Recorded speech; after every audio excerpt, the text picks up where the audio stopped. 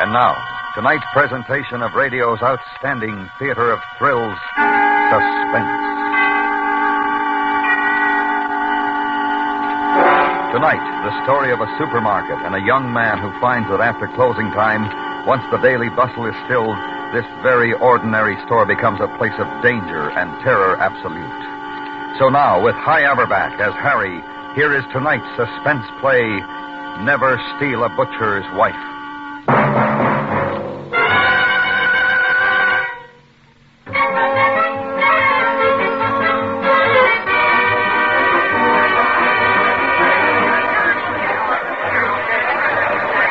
It started the first day of the job. I was clerking the liquor department of the supermarket.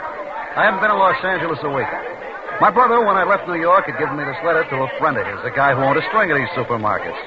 The letter was about could he use me, I was a good fella, he could count it a favor, you know. And the guy had this opening, liquor clerk. And comes the following Monday, I'm at work. I spent the morning loading the refrigerators with beer, soda water, all that stuff, and sizing up the place. You know, back east, we don't have many of these supermarkets. There was the vegetable department run by a nice little dark guy, and there was a delicatessen that was run by an old geezer and his frau. There was a bakery department and meat department, and, of course, the groceries. No clerks. You pushed a little cart around and helped yourself. To get out, you passed the cash register, and the girl loaded your stuff, rang up the price. My surveillance of the place had reached the girl who checked the groceries when the trouble started. She was looking at herself in a little mirror and putting on some lipstick. Her back was to me. I see her stop putting on the lipstick, but still looking at the mirror. I see her eyes in the mirror. And then she turns around very slowly and looks at me. Just looks at me. She must have been 50 feet away at the least and with customers between us. But it was like we were all alone. The two of us. On a beach somewhere. An empty beach. I should have looked away. I should have winked and forgotten it. I should have gone on stacking beer and thinking about how to be a success. That's what I should have done. What I did do was I stood right there and locked eyes with her for I don't know how long. And all the time I was looking at her, I was sending her mental telegrams. Hey. You and me, baby. Hey, you. You and me. Hey. You and me, baby. Hey, what's the matter? Asleep on your feet? Huh? What'd you say? You're the new guy, huh? Yeah, I just started this morning. I'm Nick Arno. I work the vegetables. Harry Carr, pleased to know you. Yeah. Get 2 bottles of cold beer? Sure.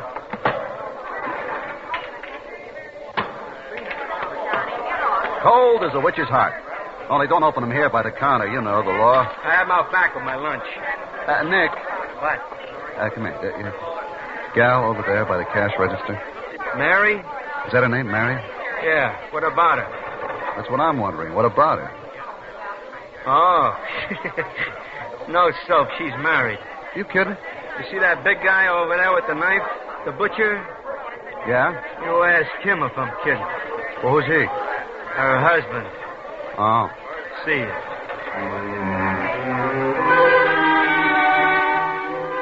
I looked over at him. He was a funny-looking guy. A real creep. He stood there sharpening a tremendous big cleaver, whistling to himself. He had on a hard straw hat and a white apron. He had those rimless glasses with thick lenses so that his eyes looked like baseballs. When he saw I was looking at him, he nodded and went on whistling and stropping. A real creep. Later on, I watched him softening up some sort of steaks. He had a big steel mallet with points on it, and he was whanging away at this meat like a pile driver. And I watched him grinding, and slicing, and quartering, sawing the bones off some of the cuts.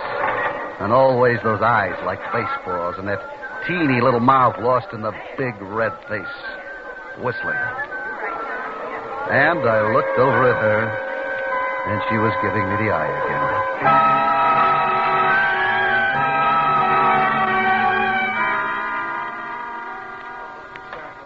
We closed at 7. The vegetable guys carted out the old stuff. The delicatessen man put away his pickles. I checked the register, counted my slips, and made my entries. Kraus, the butcher, was still there, packing and cleaning, putting stuff in that big refrigerator room back of the counter. But she had left. I got into my street coat and walked out.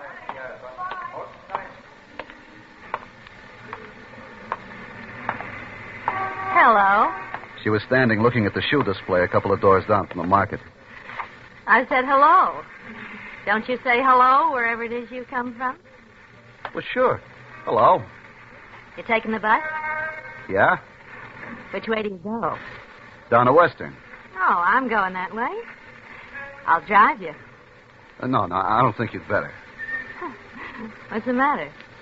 I wouldn't want to trouble you. No trouble. Come on. I'm parked right here. What about Mr. Krause? Oh, he'll be there an hour yet. He takes the bus. Oh. Come on. Well, come on. Don't be afraid. You're afraid of me. No, I'm not afraid of you. Well, then get in.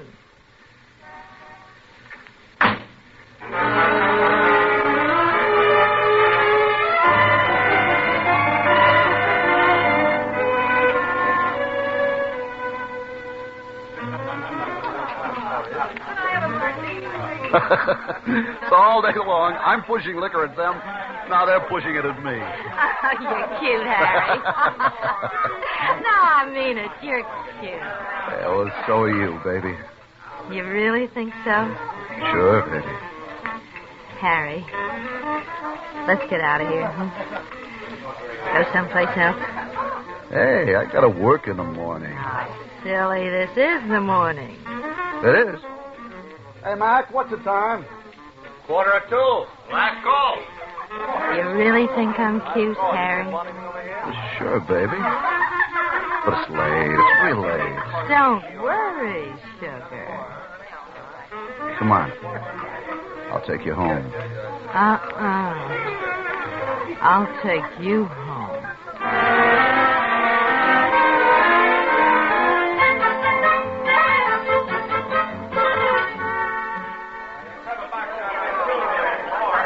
Of course, I felt lousy the next morning. I'm not much of a drinker. But she looked fresh as a daisy, smiling and joking with the customers. I didn't look over there. I didn't want to. Didn't want to think about what must have gone on between her and Krause when she got in. He didn't look happy. I knew why. I kept waiting for him to turn those baseball eyes on me. But he never did. Just went on smashing, slicing, grinding, sawing, all that.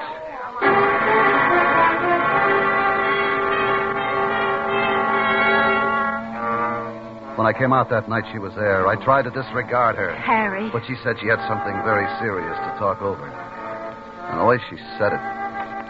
Well, I got in the car again.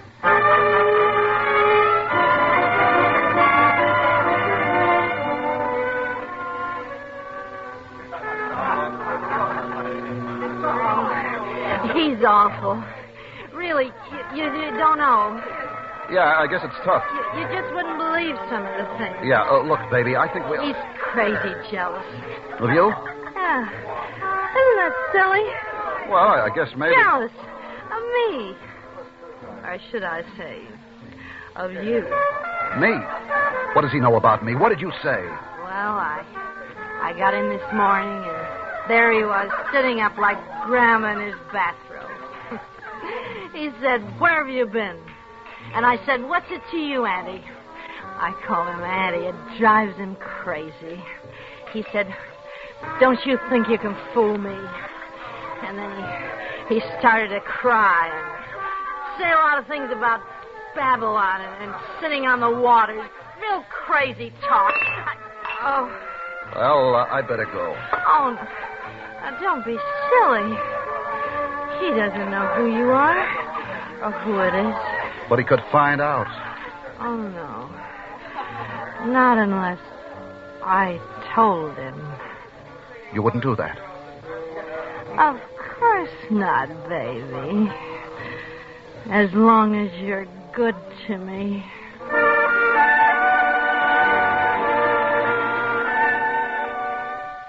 The next night, I stayed in the market. I was scared. Didn't want any more of that. I did inventory. I counted bottles. I cleaned the refrigerator. I changed the water in the soft drinks cooler. I kept busy. Across the market, Krause was moving around, cleaning up. And after a while, he took off his apron and his straw hat, and he came over. Hello, Mr. Cross. Yeah. Give me a bottle of beer. Sure thing. It's all right to drink it here? Well, sure. We're closed, ain't we? Yeah. Well, here's an opener. Thank you. Thank you.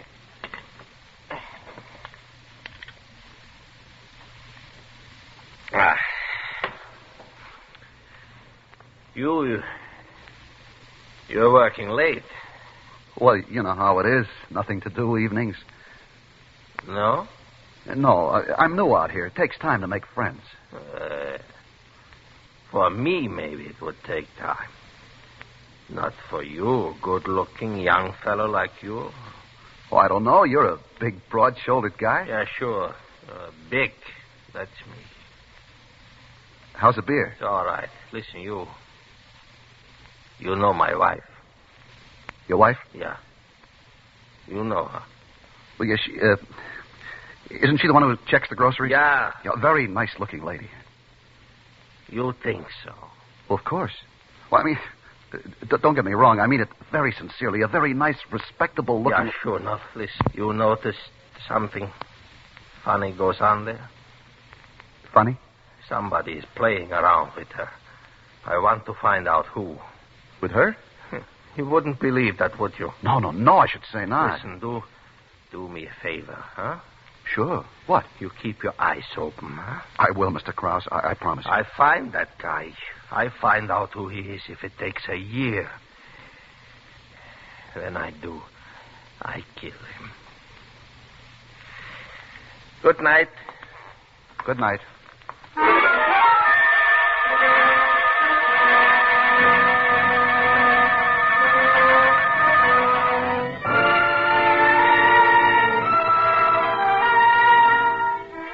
You're listening to Never Steal a Butcher's Wife.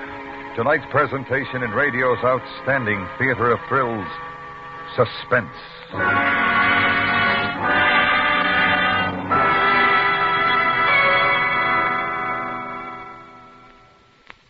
There are all kinds of tales of suspense, and you'll find an exciting one when you listen to the latest Perry Mason story on CBS Radio tomorrow. He's the debonair lawyer detective whose exciting cases come your way Monday through Friday, daytimes, on most of these stations. This week, listen to Perry Mason try to help a damsel in distress.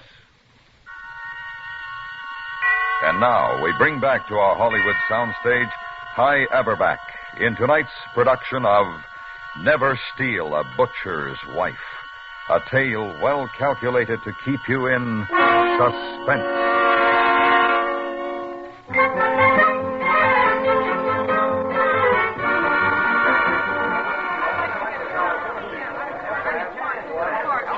You see how it happens? You go along minding your own business, trying to be a sweet guy, and whammy, up pops the devil, the roof caves in, and there you are. The executioner's honing the axe and whistling to himself. I tell you, I was nervous. My hands were sweating and my teeth were aching. If it hadn't been for needing the job bad, if it hadn't been for that, I'd have put on my coat and hightailed it out of there but fast. It was a situation. And Mary's looking over at me every now and then, giving me the big eyes. Yeah, the heck with you, baby. Get yourself another boy. And Krause is looking over and raising his eyebrows. Do I know who it is yet? And I'm making a long face and shaking my head. And then Nick, the vegetable man, comes over. I see you didn't understand what I told you the other day. What's that, Nick? About Mary. I told you she was a married woman. What are you talking about? I seen you, the both of you, coming out of a bar the other morning. You're nuts. Don't pull a hard face with me, Harry. I ought to tip Krause off to what's going on. Nick, be a good guy, will you? Yeah, good guy. I'm telling you, you better be a good guy and leave the butcher's wife alone if you know what's good for you. I will, Nick. I will. I swear it was a mistake, that's all. Yeah. So be a good guy, Nick. Forget about it, huh? This once okay, but you do it again, you get what's coming to you. Sure, Nick. Sure thing. I'm not just talking.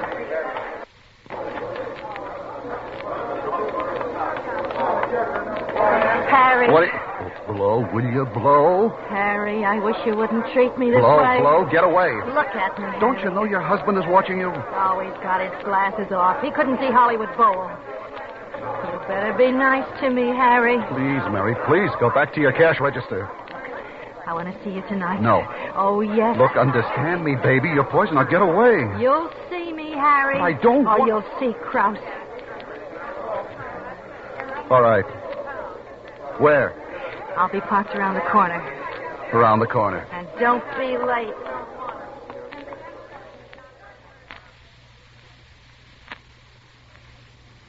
Oh, look, now stop being silly and get in. Look, can't you understand? I don't want any trouble. What are you so afraid of? Trouble! Oh, come on, baby. Let's go have some fun. Look, please, I've asked you not... What is it?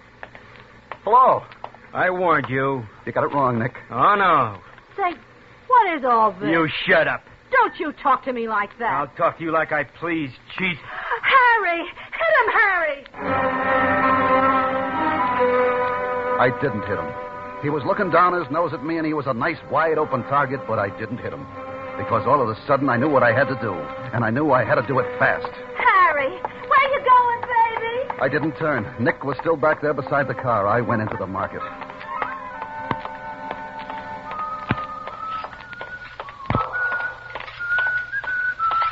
Mr. Krause, Yeah. What? I found out. What? I can't hear you. What? I said I found out. I found out who it is.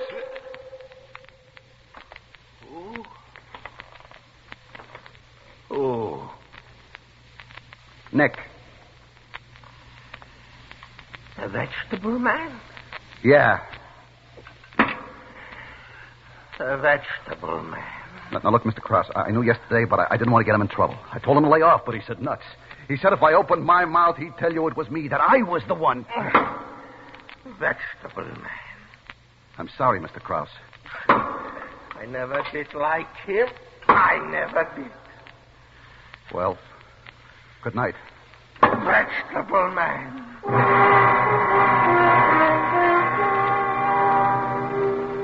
I took a fifth of old smuggler home with me.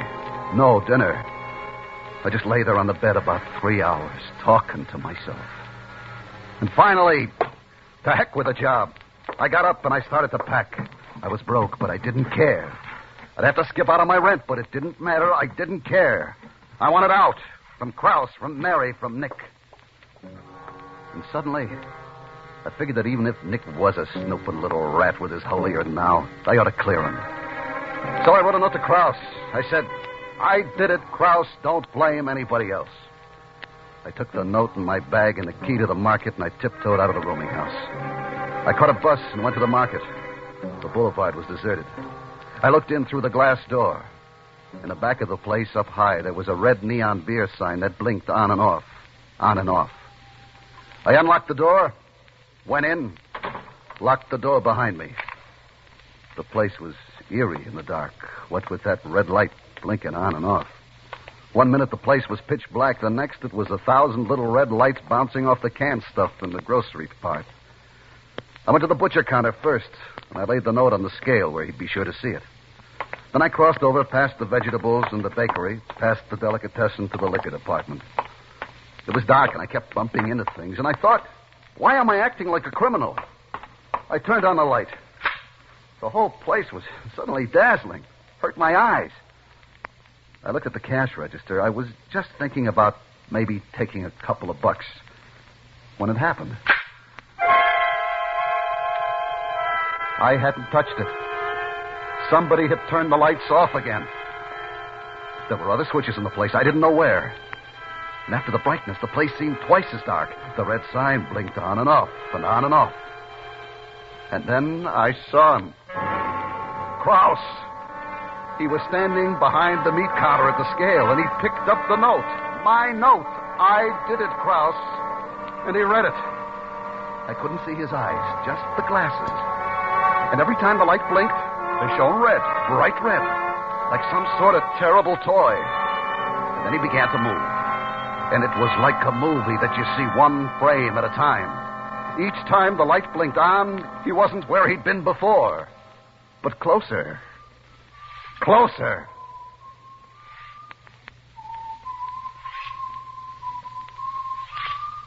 Krause? Mr. Krause? Oh, no. No.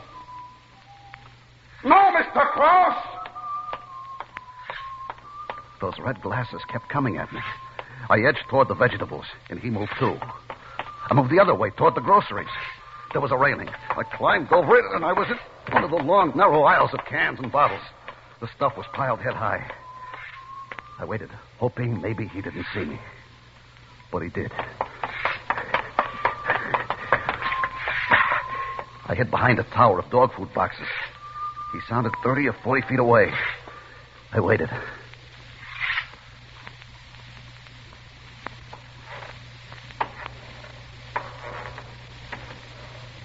I looked around the corner. He was looking down another aisle. I ducked my head back.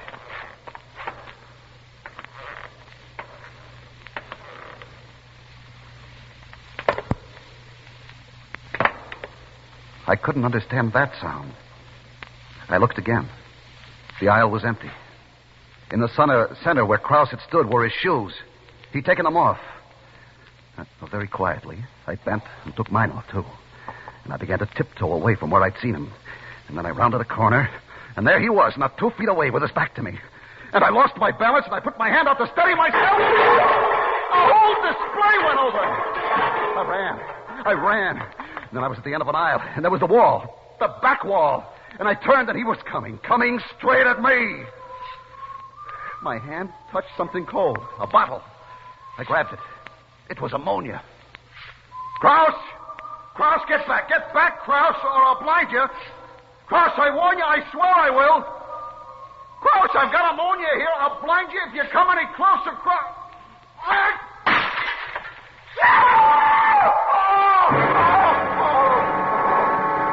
He stood there like a crazy blind giant, tearing at his eyes, the ammonia running down his face. I didn't wait. I ran past him, bumping him aside. Ran and cut around the cash register and past the delicatessen and the bakery to the door. It was locked. The key, I'd left it in the lock, and it was gone. I tried to break the glass with my fist, but it was like steel. I tried to kick it, but I left my shoes behind. And Krause kept coming, feeling his way along, moaning, silhouetted in the blinking light, the red light that gleamed like a tongue of fire on the knife he held in his hand. I slid behind the counter of the meat department. Under my feet, the sawdust. I bent, scooped up a handful. His face was awful, twisted and gleaming in the blinking red light. His glasses were gone and his eyes were screwed tight shut in pain. He stopped 10 feet away, swaying. Then he opened his eyes, opened them as wide as he could, and moved his head from side to side, trying nearsightedly to see me. And then his head stopped moving, and holding it sideways, using one eye to see me. He came on, the knife held way back. And I waited. Let it fly with the sawdust and jumped to one side, my back against the wall, and he twisted and skidded in the sawdust, and he fell. And then he was very still for a moment. I waited, backing. He rose to his knees. In the blinking light, I saw the knife. He'd fallen on it. It was sticking out of the middle of his chest. Krause! Then, very slowly, he got to his feet. One hand over the place where the knife was. And then he started toward me again. There was a rack over the chopping block. He reached up and got a cleaver. I backed. Behind me, I felt a large, cold handle. The door to the meat storage room. I heaved it open.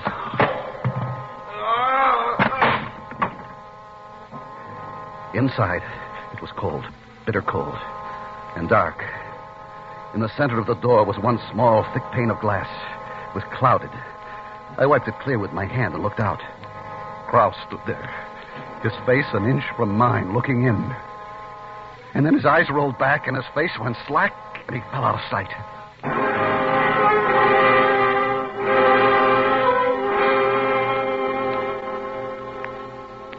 He was dead. I was sure of it.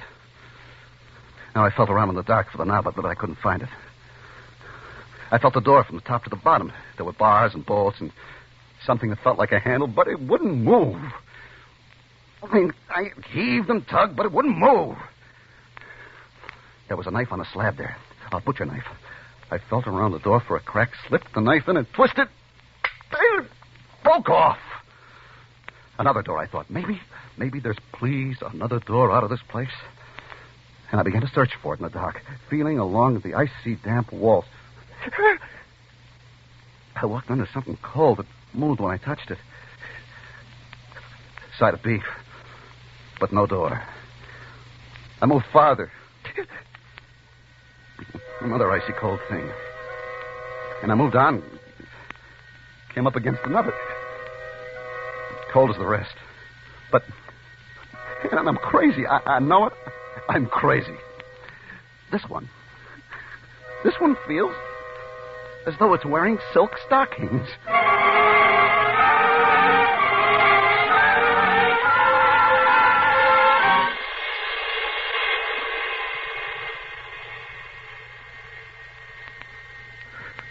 So here I am. It's awfully cold. Cold as a witch's heart. Cold as a tomb. This thing I have in my hand, this knife handle, I wish it had a blade. I know what I do, I know. But it hasn't. Anyway, I'm innocent of anything. They'll believe me. They will. There's a letter outside on the scale. It says, I did it, Krause. Don't blame anybody else. And there's my suitcase. That'll prove I meant to go away and not to cause anybody a hard time. And there's... Oh, the time goes slow. While I'm waiting and waiting and waiting, I'll tell myself the whole story again. And again. And again. It'll give me something to do, you know. Something to think about. You see, it started the first day of the job. I was clerking the liquor department of the supermarket. I hadn't been in Los Angeles a week. Now, my brother, when I left New York, had given me this letter to a friend of his, a guy who owned a string of these supermarkets. The letter was if I could use me, I was a good fella. He kind of a favor, you know.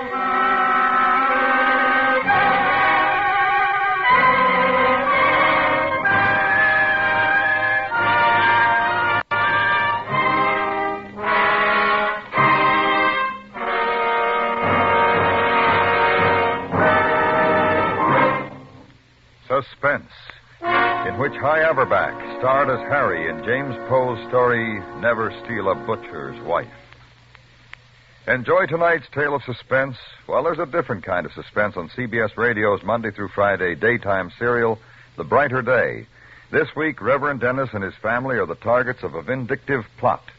Find out what happens. Listen to The Brighter Day tomorrow and every weekday on most of these stations.